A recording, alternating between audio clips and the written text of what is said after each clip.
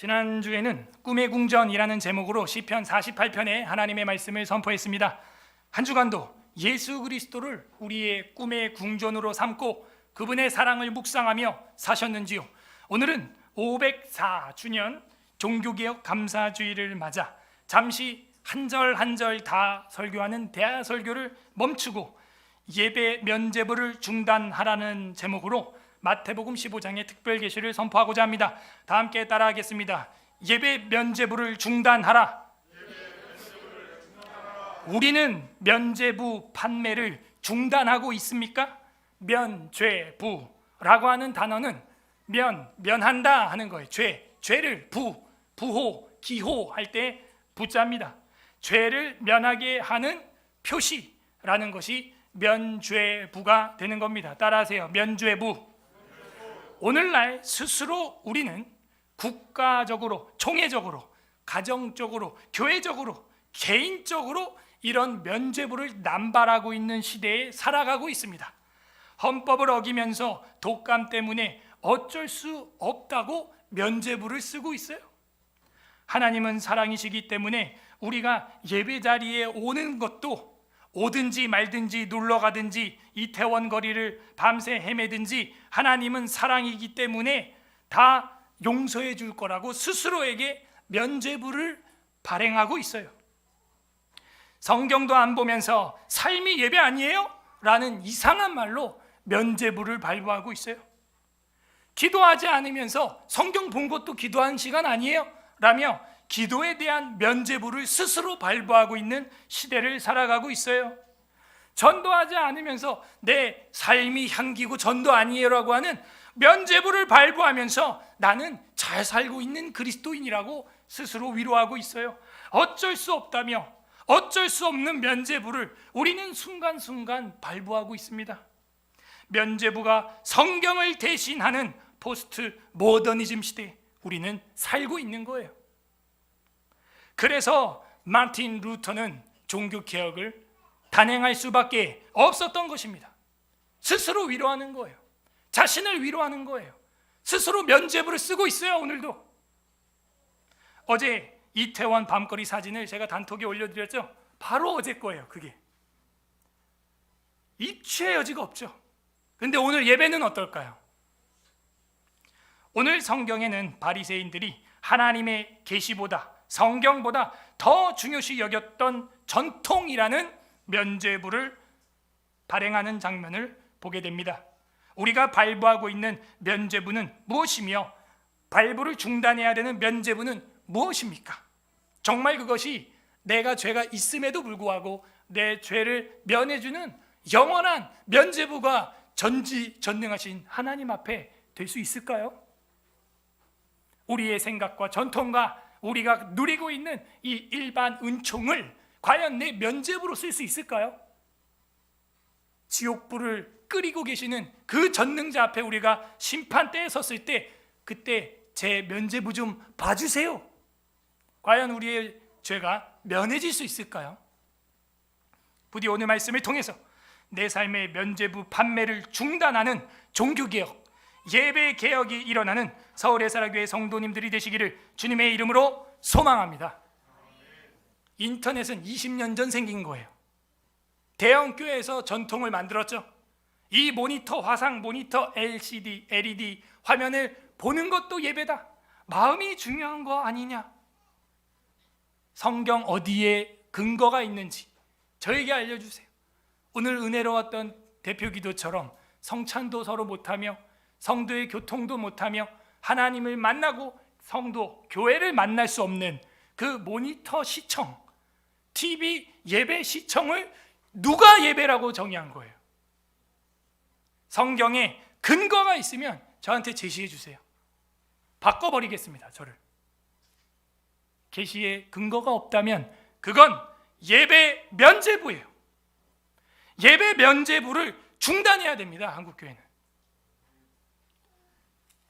종교개혁은 전통과 유전이 아닌, 문화가 아닌, 과학기술이 아닌 성경으로 개혁한 것입니다. 칭의로운 개혁이었어요. 어디 그 면죄부를 돈 주고 이거를 사면 그저 표를 줘요. 면죄부 증을 줍니다. 기념주화 또 발부를 했죠. 그거를 내 동전을 넣어서 사는 거예요. 괴짝의 동전이 땡그랑 하고 떨어지는 순간 내 가족들과 내가 사랑하는 지인들의 연옥에 있던 영혼이 천국으로 간다는 거예요. 마틴 루터는 비텐베르크 성당의 교수였고 목회자로서 이거는 뭔가 성경의 로마서에 특별히 1장에 맞지 않는다라는 것을 성경으로 근거하여 깨닫게 됩니다. 칭의론을 개혁하게 되는 것이죠. 교황이 발부한 면죄부를 사면 내 죄가 사해지는 게 아니라 내가 온전히 예수 그리스도의 피를 믿으면, 예수 그리스도의 살과 피를 먹으면, 마음으로 먹으면, 믿으면 내가 의롭게 된다. 그러면서 어떻게 해요? 예배도 개혁하게 되는 것이죠. 칭의론 개혁은 종교개혁자들에 의하여 예배론 개혁으로 자연스럽게 변화됩니다. 오늘날도 뭐예요? 예배개혁이 종교개혁이에요. 제가 얼마 전에도 어떤 기자분이랑 인터뷰를 했는데 그게 조회수가 너무 커졌어요. 너무 많이 커졌는데 저는 그냥 이야기한 거였거든요. 편하게. 근데 조회수가 너무 많아지고 있는데 어떤 목사님이 그랬죠. 인터넷 예배야말로 제2의 종교개혁이라고. 그렇다 칩시다. 그러면은 존 칼빈이 썼던 기독교 강요에 뺨을 칠 수 있는 제2의 기독교 강요가 나와야겠죠. 제2의 존 캘빈이 나와야겠죠. 칼빈만 나와야겠어요? 쯔빙글리, 바렐, 베자, 블링거 이런 종교개혁자들이 거물급들이 나와야겠죠. 그런 교리서가 나와야 되는데 기미가 안 보여요. 기미가 안 보인다고요. 그게 무슨 종교개혁이에요? 무슨 종교개혁이 예배 해체로 갑니까? 루터는 대학교 다니면서 개강한 이후에 학교로 가는데 자기 앞에 벼락이 떨어진 거예요. 폭풍이 부는 거예요. 그죠? 그때 하나님을 처음 부르게 됩니다. 살려달라고. 죽음과 두려움과 공포를 일반 계시를 통하여 읽어버린 거예요. 특별 계시인 성경을 읽어야 되겠지만 일반 계시를 우리는 읽어야 됩니다. 자연을 읽으라. 그리고 성경을 읽으라. 먼저 루터는 자연을 읽었어요. 그리고 하나님 앞에 서원합니다. 나를 살려주시면 사제가 되겠습니다. 하나님의 일을 하는 사람이 되겠습니다. 저도 그런 경험이 있어서 목회자가 된 거죠. 여러분도 그런 간증이 있잖아요. 잊어버리지 마세요. 여러분 앞에 떨어졌던 낙뢰가 있잖아요. 왜 그거를 망각하십니까? 루터 이전에 벌써 종교개혁자들은 있었어요. 루터보다 200년 전에 존 위클리프라고 하는 분이 있는데 이 목사님은 교황과 그들의 부패, 그리고 면죄부와 성화, 그리고 성유물 숭배, 화채설 이런 걸 다 비판했어요. 성인들이 썼던 컵입니다. 홀리하죠? 그런 것들은 기드온의 갑옷과 같이 모세의 그 내리쳤던 노뱀 지팡이와 같이 우상이 될 수 있다는 거예요. 위클리프는 그래서 그런 것들을 다 배격했어요. 그런데 파급적이지 못했죠. 왜? 그 당시에는 어떤 매개체가 많지 않았어요. 오늘날은 그 유튜브 때문에요. 막 몇만 명이 봤더라고요. 제가 우리 진경총 회장님 비판한 것도 지금 6만 명 이상 봤어요. 여러분이 어떠한 사람은 6만 명 여기 광장에 모아놓고 이야기를 해봐요. 쉬운 일이 아니에요. 매체가 발달이 잘 돼 있었어요. 근데 위클리프 시절에는 그게 없었습니다. 그런데 200년 뒤에 무슨 일이 일어납니까? 바로 인쇄술이 개발이 됩니다. 마틴 루터 때는요, 구텐베르크의 인쇄술로 말미암아 그의 95개 반박문, 원래 반박하려고 쓴 게 아니었어요. 논문이라고 되어 있는 겁니다. 의견서라고 되어 있었는데 그것이 복사되기 시작하면서 파급적으로 전 세계의 종교개혁의 물결이 자의반 타의반으로 일어나게 된 겁니다. 그가 주장했던 것은 위클리프가 이야기했던 것과 언약도들이 주장했던 것과 거의 다 흡사해요. 이야기를 좀 들어보세요. 브란데부르크의 한 교회당 정문에서 면죄부를 판매하고 있는 사람을 보게 됩니다. 예배 때 면죄부 판매 광고 위원장이 요한 테첼이라고 하는 사람이었는데 강단에서 다음과 같이 설교했습니다.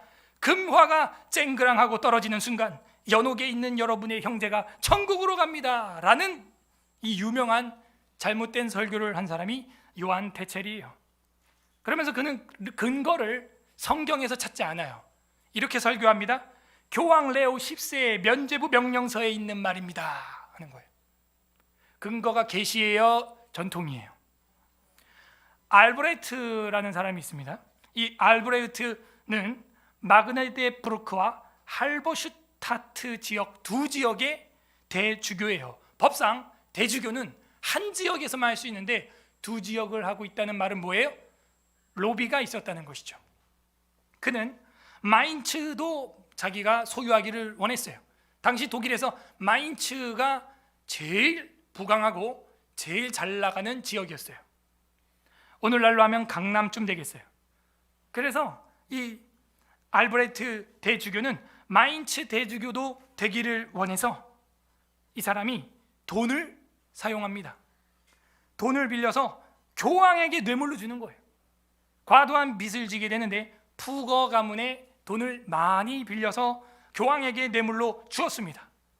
이 알브레트는 돈이 필요하게 되었고 그때부터 면죄부 판매에 혈안이 되기 시작합니다.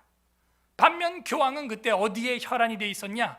우리가 유럽 여행을 가면 반드시 가는 곳이 있죠. 성 베드로 성당.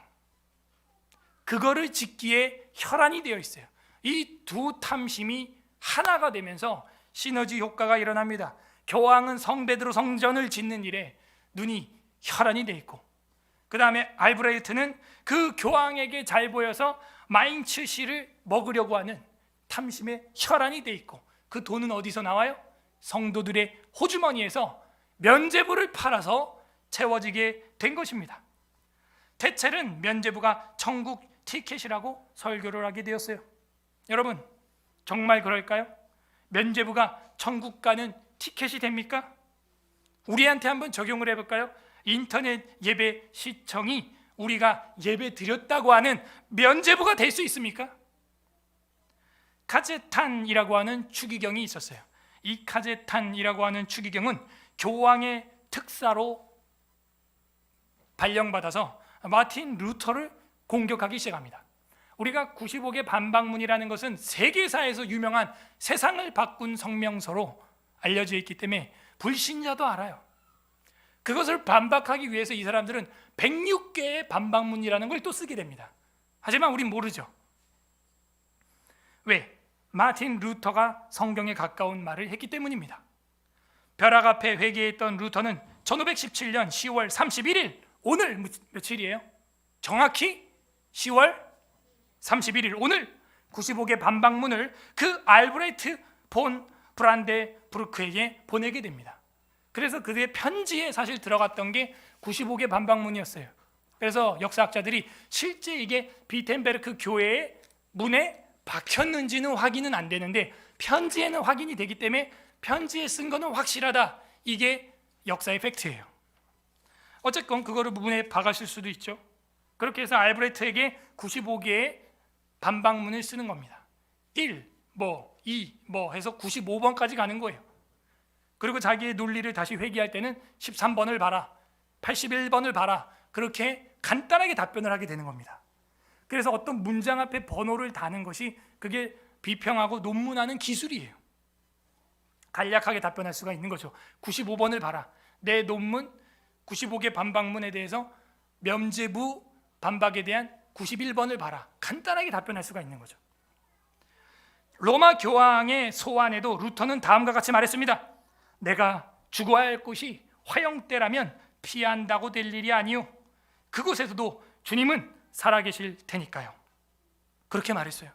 제가 대한예수교 장로회에서 파직을 당하더라도, 제가 파면을 당하더라도, 주기철 목사님처럼 목회 자격증을 빼앗긴다고 할지라도 피할 곳이 아니요, 그곳에서도 주님이 살아계실 테니까요. 그러나 프리드리 3세가 루터를 보호합니다. 극적으로 보호하는데 화형대로 갈 수밖에 없었던 루터를 중간에 납치해버려요. 그래서 많은 사람들은 실종된 줄 알고 실종신고를 합니다. 그런데 프리드리 3세가 루터를 보호하기 위한 납치였어요. 그를 납치해서 어떠한 산성에 숨겨두고 거기서 생명을 보호해 줍니다. 교황보다 성경이 중요하게 여겨졌던 시대, 그래서 목숨을 잃을 수밖에 없는 시대, 그때 목회자들의 삶은 목숨을 내놓고 신앙생활하는 삶이었어요. 오늘날은 어떤가요? 목사가, 총회장이 교황의 위치에 있지 않나요? 성경을 보지 않고 목사님이, 담임 목사님이 교황처럼, 총회장이 이게 예배입니다 이러면 그대로 따라가야 되는 똑같은 중세 시대를 지금 살고 있지 않아요? 인터넷 보는 것도 예배입니다, 이것도 예배입니다, 이것도 포스트 모더니즘이에요. 다 붙여버리는 거예요. 예배를 누가 정해요? 성경이 정해요? 총회장이 정해요? 성경이 정해야 되는 거예요. 교회가 정하는 게 아니에요. 성경이 정하는 거예요. 루터는 이렇게 말합니다. 제가 여기 서 있습니다. 하나님이시여 저를 도와주소서. 저는 다른 선택을 할 수가 없습니다. 포기할 수가 없어요. 95기 반박문을 취소할 수 없어요. 여기서부터 양심의 자유와 신념의 자유가 유래가 됩니다. 루터가 그들의 비율을 맞춰주고 싶지만 이거는 내가 비율을 맞춰준다고 될 일이 아니라는 거예요. 결국 루터는 추방을 당하게 됩니다. 그는 지도자들 앞에서 다음과 같이 말합니다. 나의 주장을 취소하지 않겠습니다. 저에게 잘못이 있다면 성경으로 증명해 주십시오. 따라하세요. 성경으로 증명해 주십시오. 제가 여태껏 2년 넘게 강의도, 책도 요약해서 교리 강의도 많이 했죠. 녹화돼서 다 올라가 있어요. 제가 말한 것들이 성경에서 잘못된 게 있다면 성경으로 증명해 주십시오. 그럼 철회하겠습니다. 저도 철회하겠습니다. 비굴하게 총회 임원들이 제 뒷조사나 하고 있고 노회 임원들로부터 전화 오게 할 이유가 없는 거예요. 제가 그런 전화를 받았어요. 이번 주에 총회에서 전화 왔다고. 제가 그랬습니다. 나한테 바로 전화하라고 그러세요. 저는 겁낼 게 없어요. 사람의 말을 들으면 사람의 종이로 돼 하나님의 말씀을 들으면 하나님의 종이기 때문입니다. 프리드리히 3세는 납치 자작극에 의하여 바르트부르크 산성에 루터를 보호하게 되고 그게 계기가 되어서 루터는 독일어로 성경을 번역하게 됩니다. 95개 반박문 여러분 볼 일이 없죠? 95개 의견서라고 하는데 제가 요약을 해드릴게요. 첫 번째, 여러 항목의 내용이 이걸 다루고 있어요. 거룩한 삶으로의 회개는 사제가 아닌 개인이 하나님께 하는 것이다. 고해성사를 비꼬고 있는 것이죠. 그죠? 거룩한 삶으로 회개하는 것은요, 사제한테 하는 게 아니라 개인이 예수 그리스도의 피로 하나님께 하는 거라는 거예요. 두 번째, 95개 반박문을 요약하면 교황은 생존하는 성도를 교회 출입법에 한하여 벌을 주고 그 벌을 면제할 수 있다. 다시, 교황은 생존하는, 죽어있는 사람 말고 살아있는 성도들에 한하여 교회 출입법으로 그들을 벌할 수 있고 면할 수 있어요. 아셨어요? 저도 그렇게 하죠. 저희 교회에서 권징도 하고 시벌이라 그러죠. 그 다음에 권징을 해제도 해주죠. 해벌이라고 합니다. 그건 누가 하는 거예요? 담임 목회자가 하는 거예요. 교회 안에서 건덕을 세우지 못한 자들에 대하여 벌을 주기도 하고 그 벌을 해제하기도 합니다. 그건 당연히 할 수 있는 건데 그거 말고 교회 출입법에 관련된 면제 말고 영혼의 영원한 구속의 죄사함을 교황이 선포할 수 있냐 이거예요. 없다는 거예요. 교황이 그걸 면죄부로 그거를 면할 수 있다 없다? 없다는 것이죠. 세 번째, 그러므로 교황은 면죄 선언은 필요하나 면죄부로 구원시킬 수는 없다 이렇게 돼 있어요. 면죄 선언은 필요하지만 면죄부로 사람을 구원할 수 없다는 거예요. 면죄 선언은 할 수 있죠. 우리가 우리 죄를 자박하면 그는 미쁘시고 의로사 우리 죄를 깨끗하게 사하실 것이요. 제가 선포할 수는 있죠. 진정으로 회개한 사람은 거기에 들어올 수 있죠. 그러나 다른 어떤 공적이나 돈을 주고 산 면죄부로 인해 당신의 죄가 사해졌다고 선포할 수는 없어요. 마지막 네 번째 95개 반박문을 요약하면 면죄부를 사는 행위보다 선행이 값지다. 전곡을 찌르는 거예요. 면죄부를 돈 주고 사는 것보다 삶의 예배로 선행으로 살아가는 성도의 향기, 그것이 더 값지다 이렇게 표현하고 있어요. 대부분의 내용이 뭡니까? 논점이 뭐에 대한 비평이에요? 면죄부에 대한 비평이었던 것입니다. 그러므로 돈을 주고 면죄부를 산다고 그대의 죄가 사해지는 것이 아니다. 예수 그리스도를 마음에 믿고 어린 양의 피를 바르고 살을 먹어야 그 사람이 거듭나는 것이다. 성 베드로 성전을 짓기 위하여 혈안이 된 교황이여, 마인츠시를 잡아먹기 위해 혈안이 된 사람이여, 제발 하나님의 말씀을 자기의 전통으로 파괴하지 말아라. 이게 종교개혁 504주년을 맞는 우리가 되새겨야 할 일인 겁니다. 오늘날 국가적으로, 교회적으로, 총회적으로, 여러분 개인적으로 면죄부를 발부하고 있는 부분이 뭐예요? 빨리 그 부분을 철회해야 돼요. 내가 어떻게 면죄부를 발행할 수 있단 말입니까? 오늘날 가장 심각한 것은 예배에 대한 면죄부예요. 이러니까 저러니까 아프니까. 제가 직설로 한번 질문을 해보겠습니다. 코로나 걸리면 예배당 오면 안 돼요? 이런 질문을 스스로에게 한 번도 안 던져봤다면 예배가 무엇인지 고민을 안 한 거예요. 자, 암 말기 환자는 예배당 오면 안 돼요? 다시, 전염성이 지독하고 걸리면 바로 죽는 에이즈 환자는 이 예배당 맨 앞자리에 앉으면 안 돼요? 여러분 답이 뭐예요? 저는 스스로에게 질문해 보건대 됩니다. 그러면 다시 묻겠어요. 코로나19 확진자가 여기 앞에 앉아서 예배 드리는데 막을 법이 있어요? 누가 그 자유를 막아요? 누가 피조물된 그 성도의 예배의 권한을 누가 막아요? 마틴 루터는 분명히 이렇게 얘기했어요.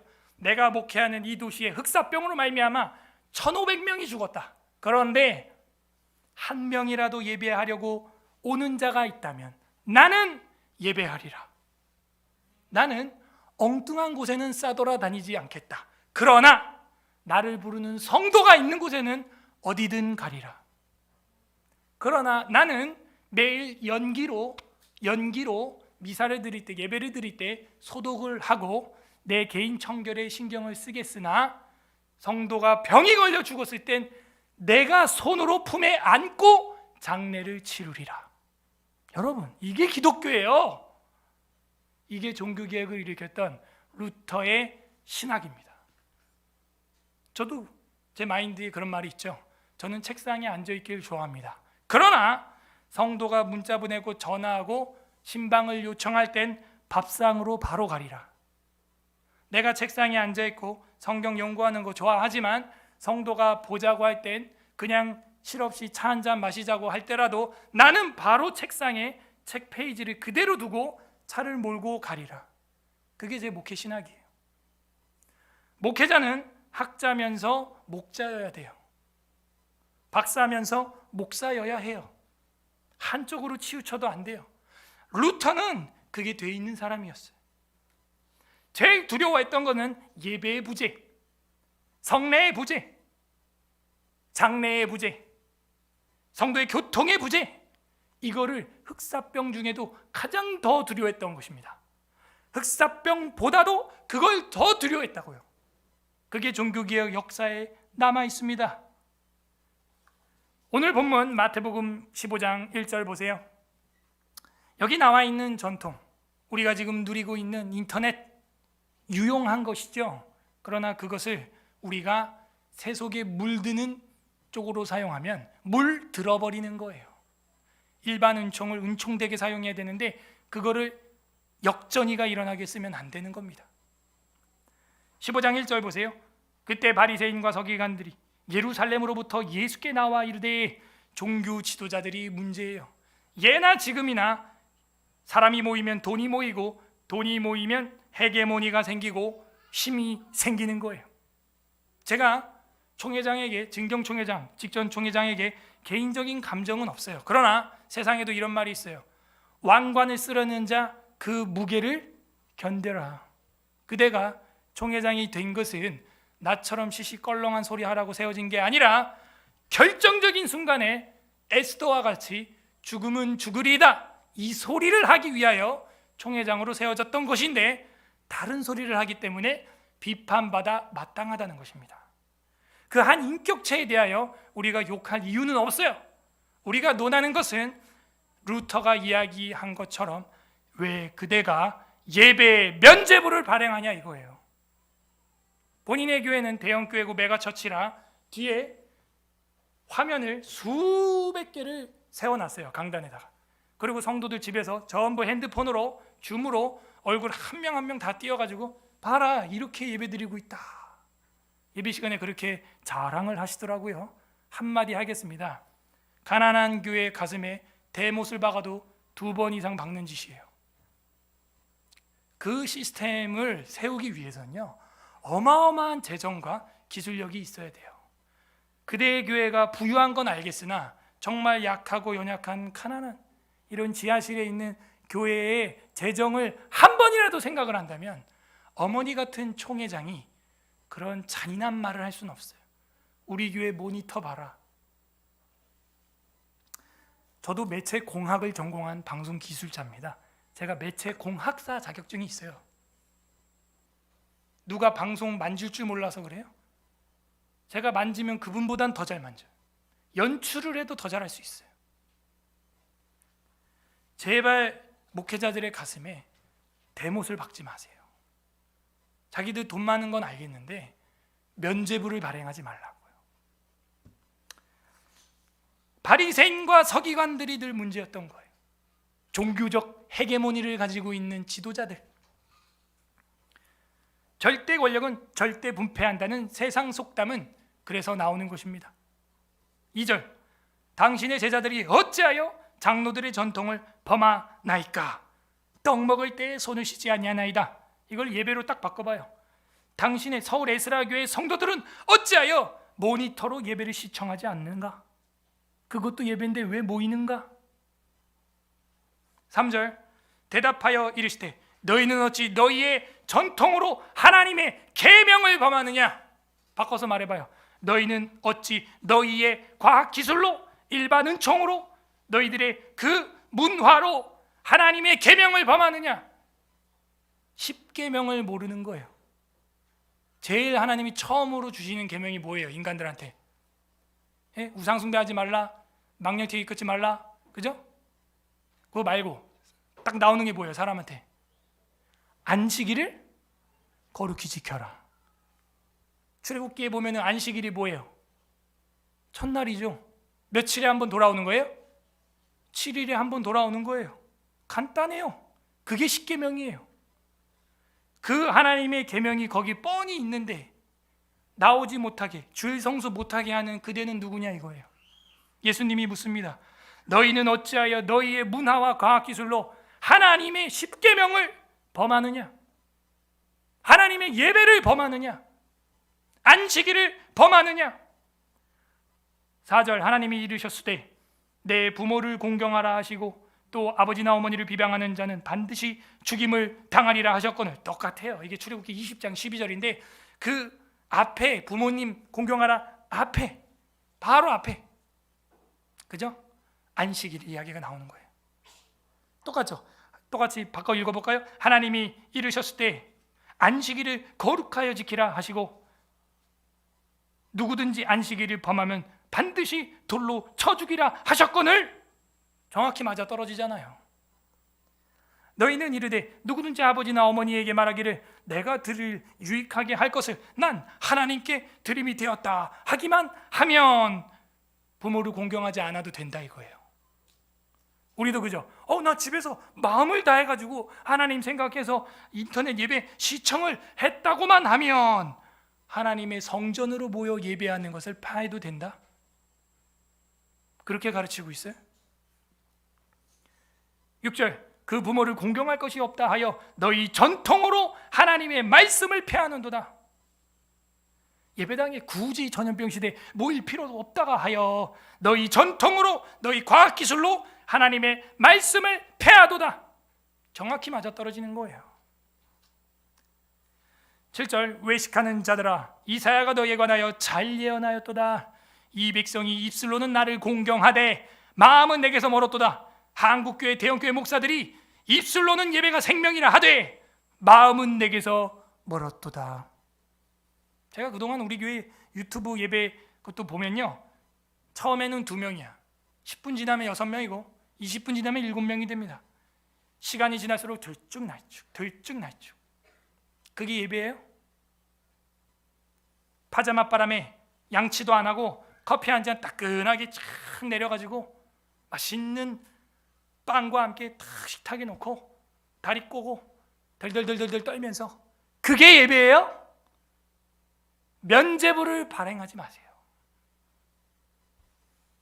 9절, 사람의 계명으로 교훈을 삼아 가르치니 나를 헛되이 경배하도다. 똑같아요. 사람의 과학기술로 교훈하여 삼아 가르치니 나를 헛되이 경배하도다. 헛되이 예배하도다 하였느니라 하시고, 10절, 무리를 불러 이르되 듣고 깨달으라.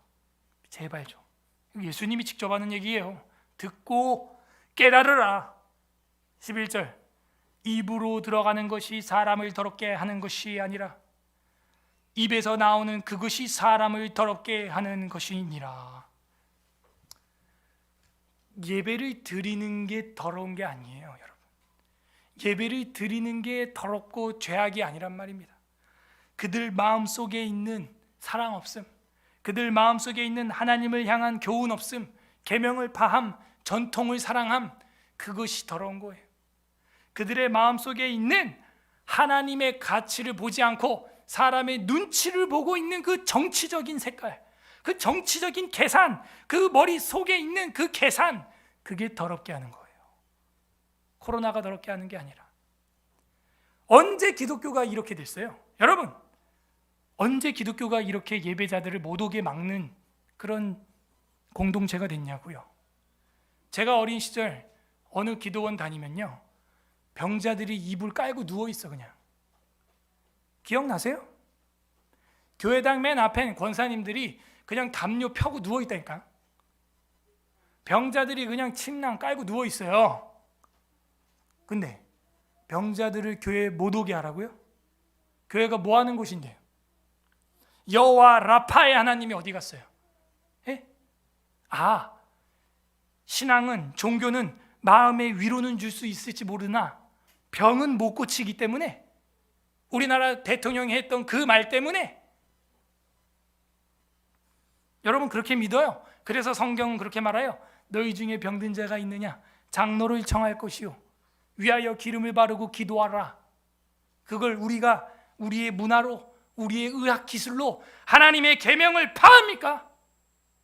이게 개혁돼야 되는 504주년 기념 종교개혁 감사주일의 이 논제예요. 병자가 있어요? 데려와야 될 거 아니에요. 머리에 안수하고 주님 열이 떠나가게 하소서. 베드로의 장모의 열병을 고치신 하나님, 우린 그 하나님을 믿습니다.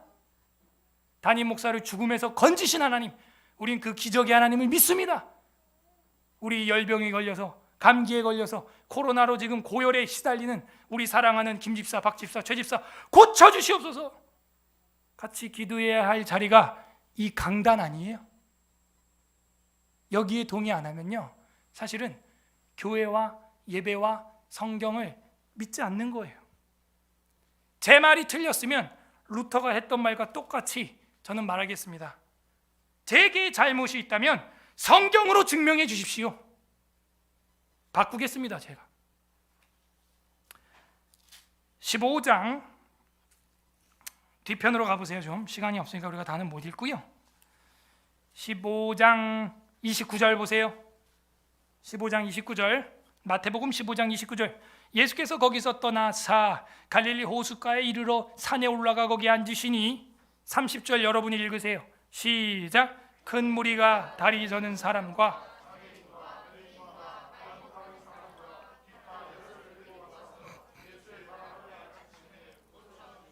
기타 여럿의 별표 1000개, 밑줄 빡빡. 큰 무리예요. 큰 무리. 이 뒤에 보면 7병이어 사건이 나오고 4,000명을 먹였대요. 어마어마한 무리입니다.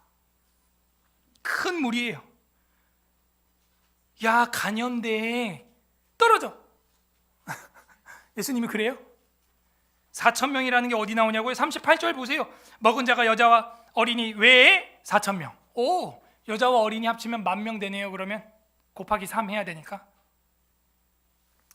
10,000명이 넘게 밀집되어 있는데 예수님이 질병 든 사람들, 병자들, 여기 뭐예요? 30절에 장애인들, 맹인들, 말 못하는 사람들, 기타 여러 질병을 갖고 있는 사람들 데리고 와서 예수의 발 앞에, 바로 발 앞에, 턱 밑에, 마치 마리아와 마르다 집안처럼 그 마리아가 예수님 턱 아래에서 말씀을 듣듯이 바로 턱 아래에 있는 거예요. 예수님이 야, 내 비말 튄다, 뒤로 가.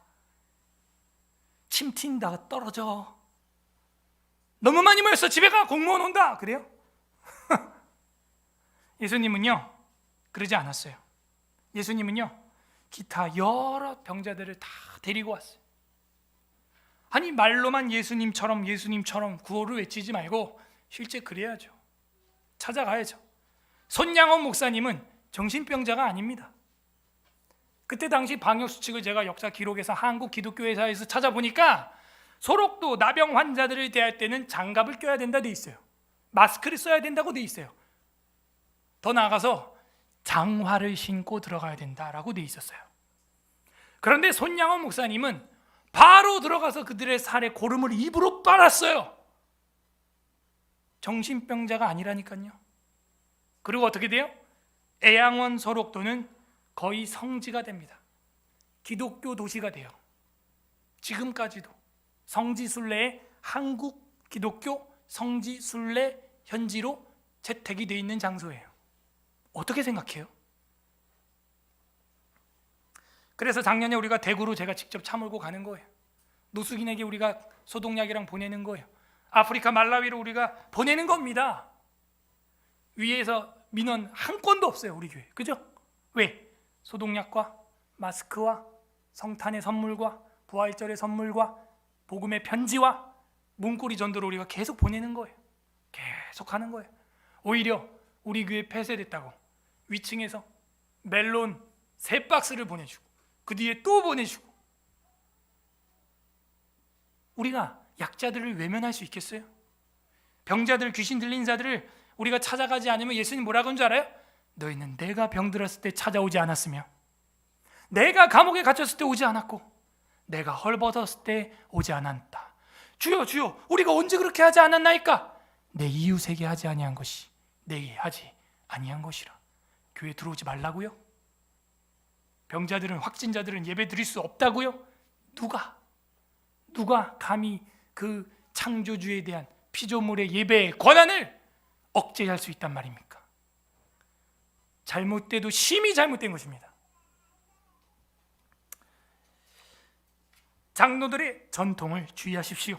서울의 스라교에 물들고 있는 세속주의 주의하십시오. 일반 운총, 과학, 인터넷 잘 활용해야겠지만 그 세속에 물들어서는 안 되는 것입니다. 95개 반망분 의견서 중에서 제가 마음에 와닿는 거 몇 개를 읽고 정리하겠습니다. 32번 반박문에 보면 이런 말이 있어요. 면죄부를 갖고 있기 때문에 자신이 확실하게 구원을 얻을 수 있다고 믿는 사람들은 그런 내용을 가르치는 사람과 함께 영원히 저주를 받을 것이다. 와우. 이게 루터의 95개 반박문 중에 32번 반박문이에요. 이걸 오늘날로 제가 바꿔서 상황을 이야기해 볼게요. 면죄부를 갖고 있기 때문에 자신이 확실하게 구원을 받을 수 있다고, 예배를 지켰다고 믿는 사람들은 그 사람들과 그걸 가르치는 사람과 함께 영원히 저주를 받을 것이다. 90번 반박문, 평신도들이 제기한 매우 신랄한 반론에 대해서 강제로 억압하면서 타당한 이유를 들어 해결해 나가지 않는다면 교회와 교황은 적들의 조롱거리가 될 뿐 아니라 기독교도들을 불행하게 만들 것이다. 오늘 말로 바꿔볼게요. 평신도들이 제기한 매우 신랄한 반론에 대해 강제로 억압을 한다면, 무슨 뭐 총회에서 임원들이 노예 시켜가지고 뭐 남궁현우 목사 뭐 하는 사람인지 알아봐라, 그런 짓을 왜 합니까? 강제로 억압하면서 타당한 이유를 들어 해결해 나가지 않는다면 교회와 총회장은 적들의 조롱거리가 될 뿐만 아니라 기독교도를 불행하게 만들 것이다. 지금 이 상황을 불신자들이, 넌 크리스찬, 안티 크리스찬들이, 좌파들이 얼마나 좋아하겠어요? 또 이제 뭐 가지고 갈라치기예요? 백신 맞았냐 안 맞았냐 이거 가지고 성도 간에 집사님 저도 노예 가니까 총회 가니까 바로 그래요. 남궁 목사님 백신 맞았죠? 아니요. 우리 그럼 커피숍 다 못 들어가는데? 들어가세요 그냥. 아니면 들어가서 그냥 같이 먹든가. 그래서 벌써 백신 가지고 또 이제 갈라치기. 어저께 고3 죽었죠? 어제 드디어 죽어나가기 시작하는 거예요. 고등학생이 죽었어요. 그동안 한 명도 안 죽었는데 백신 맞고 죽는 거예요. 이제 어떡할 거예요? 그게 어른들이 한 죄예요. 책임지세요. 이제 어떡할 건데? 이제 더 많이 죽을 건데 우리 아이들 누가 책임질 거예요? 그 생명을. 이 무지몽매한 장로의 전통과 하나님을 향한 가치를 보지 못하고 이 정부의 권한에 눈치 봤던 어른들의 책임, 면죄부 발행 안 됩니다. 하나님은 그 핏값을 찾을 거예요. 반드시. 92번 반박문. 그렇다면 평안하지도 않는데 그리스도를 믿는 사람을 향해 평안하다 평안하다라고 부르짖는 예언자들은 모두 다 물러나라. 예레미야 6장 14절 근거로 마틴 루터가 이 얘기를 했어요. 평안이 없는데 교황은 강단에서 무슨 얘기하고 있어요? 평안하다 평안하다. 성베드로 성당은 평안하다. 지가 배가 부르니까 다 평안한 줄 아는 거야. 지금 죽음과 사투하고 있어요. 죽음과. 자기가 청와대에서 배가 부르니까 대한민국은 K방역은 평안합니다 허허허 이러고 있는 거예요. 제정신이에요. 93번 방방문에 이렇게 나옵니다. 십자가도 없는데 그리스도를 믿는 사람들을 향해 십자가라고 부르짖는 예언자들은 모두에게 신의 은총이 함께하기를 빈다. 십자가도 없는데 말이죠. 십자가라고 부르짖는 예언자들, 그게 길에 많다는 거예요. 그런데 참 그리스도인들은 그 십자가를 바라보고 나간다는 것입니다. 21세기에 참 예배가 없는데 그리스도를 믿는 사람들을 향해 예배 이게 예배입니다. 인터넷도 예배입니다. 이것도 예배입니다. 지금은 모이면 안 됩니다 라고 말하는 자들에게 루터는 오늘 뭐라 그럴까요? 다 물러가라. 평안이 없는데, 십자가가 없는데, 예배가 없는데, 평안하다 십자가다 예배다라고 말하는 자들 다 물러거라. 루터는 오늘 그렇게 말할 겁니다. 94번 반박문에 기독교는 벌이나 죽음이나 지옥을 통해 자신들의 선두가 되신 그리스도를 부지런히 따르도록 가르침을 받아야 한다. 기독교는요, 벌이나 죽음이나 지옥을 통해서 자신들의 선두가 되신 그리스도를 부지런히 따르래요. 무슨 얘기예요? 고난이 있어도 그리스도를 따라가라는 겁니다. 95번 마지막 반박문입니다. 결론. 따라서 잘못된 평안을 지키는 것보다 오히려 수많은 시련을 겪음으로써 하늘나라에 들어갈 수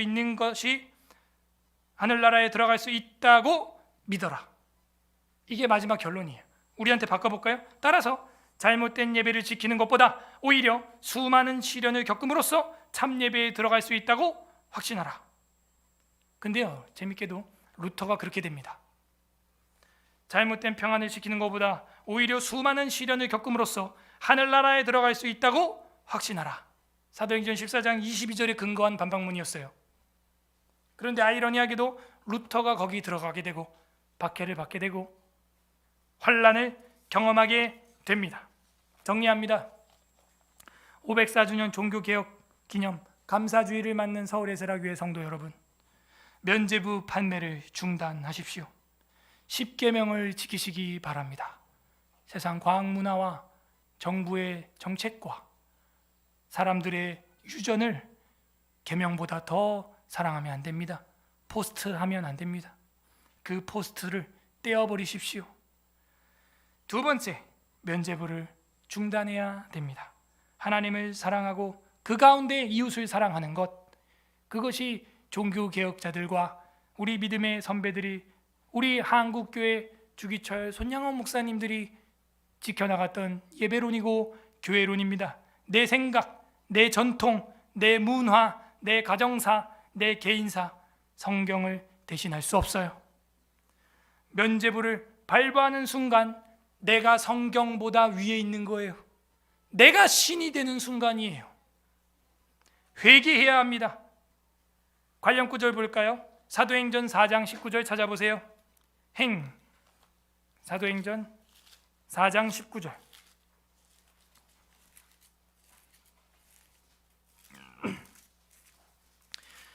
신약성경 193 193페이지 193 사도행전 4장 19절 합독합니다. 시작. 베드로와 요한이 대답하여 이르되 하나님 앞에서 너희 말을 듣는 것이 하나님의 말씀을 듣는 것보다 옳은가 판단하라.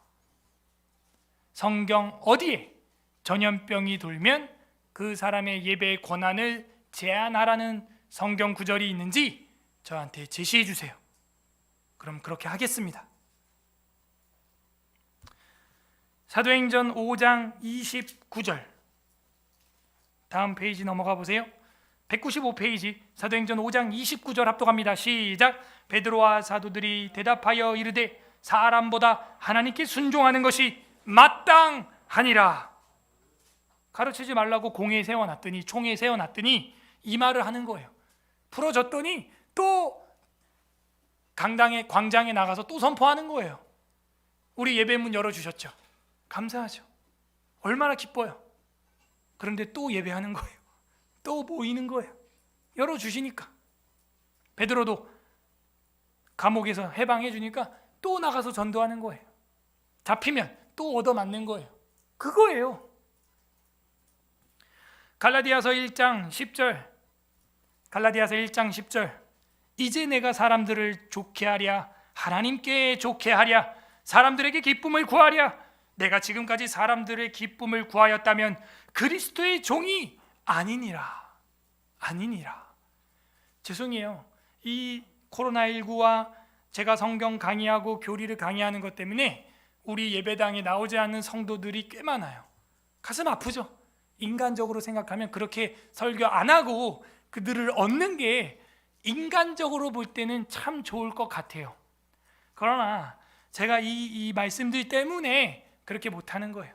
그리고 개인적인 자리에서는 제가 그들을 정죄하거나 그들을 질타하지 않아요. 단 한 명에게도 한 번도 그렇게 한 적이 없어요. 하지만 강단에서 제가 주님의 말씀을 대언할 때는 우레와 같이 선포하고 강단 아래에서는 그리스도의 향기와 같이 살아갈 수밖에 없는 거예요. 그게 목회자예요. 누군가에게 하나님의 계시를 전도할 때는요, 제가 마음에 하기 싫어도 해야 하는 겁니다. 그게 제 심정이에요, 솔직히. 저도 나이스 하고 싶어요. 그냥 하하 그죠 그럼요 집사님 빠져도 돼요, 괜찮아요. 그럴 때는 그렇게 가르치고 싶죠.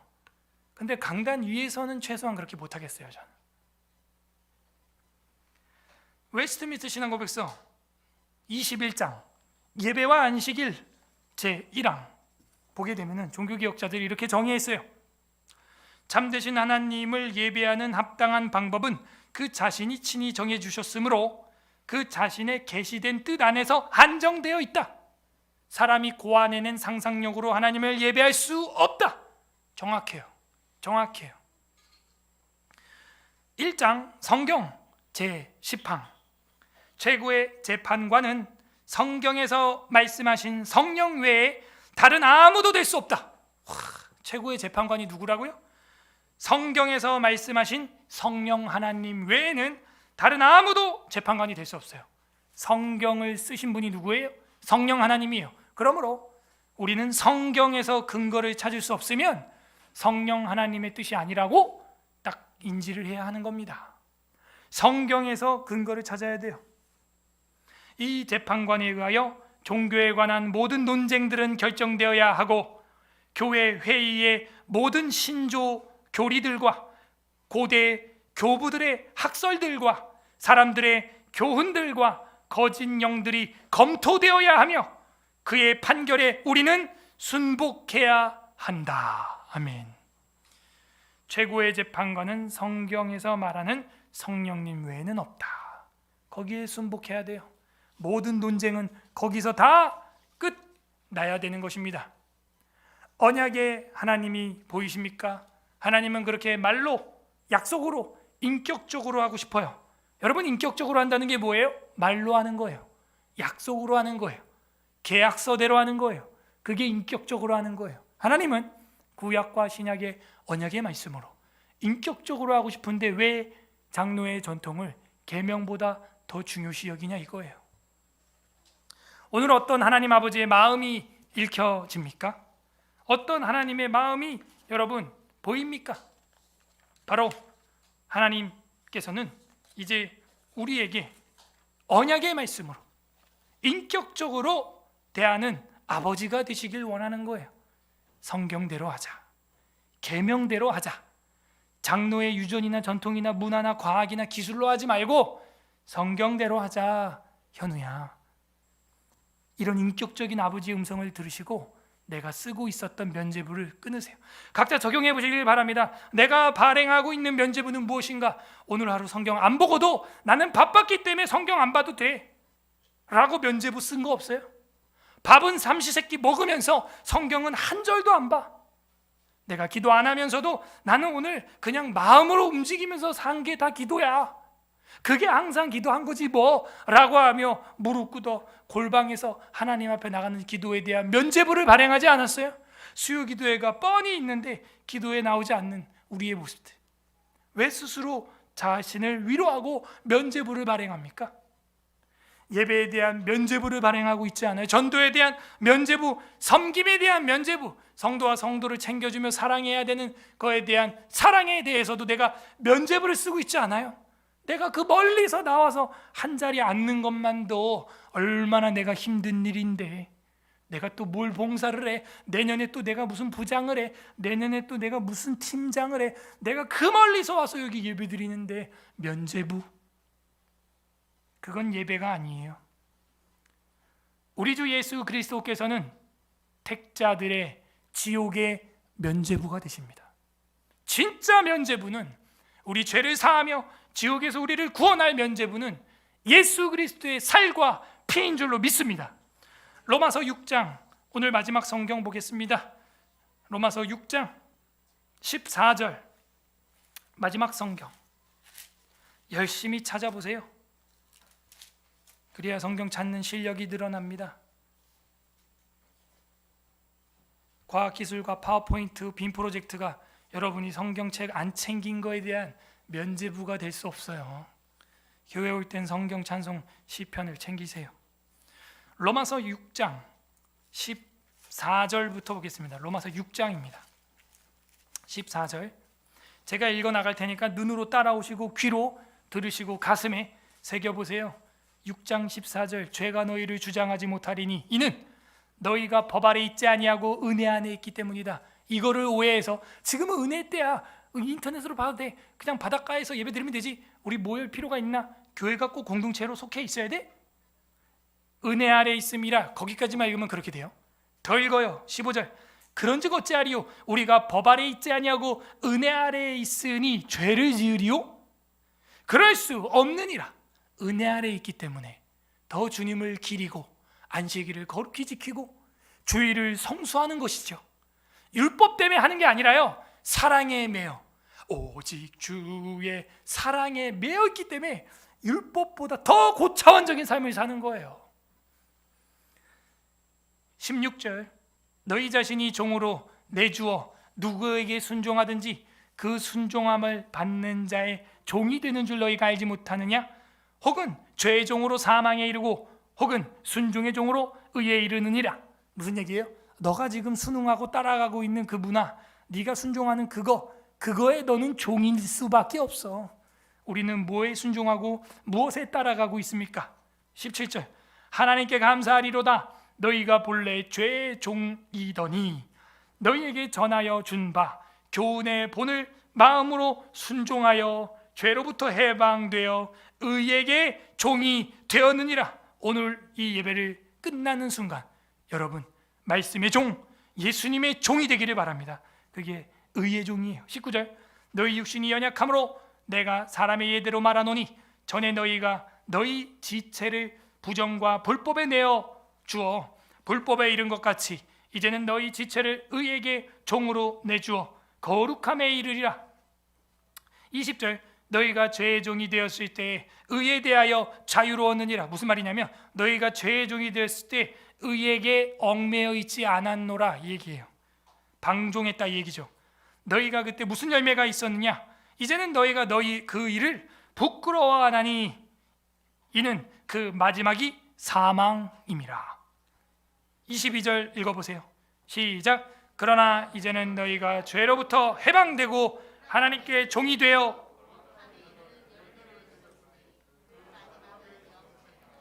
죄의 삭은 사망이요 하나님의 은사는 그리스도 예수 우리 주 안에 있는 영생이니라. 하나님의 은사라는 말은 선물은 구원입니다. 죄로부터 해방되고 이제는 죄의 종이 아니라 하나님의 종으로 얽매인 것, 주님의 사랑에 얽매여서 주 앞에 나와 예배할 수밖에 없는 것, 이것이 오히려 영생이니라. 예수 그리스도는 우리의 죄를 영원히 면제하기 위하여 십자가를 지셨어요.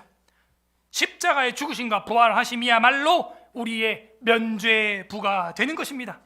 십자가에 달려서 피를 쏟았고 살을 찢었어요. 그것이 우리의 면죄의 기호가 되는 거예요.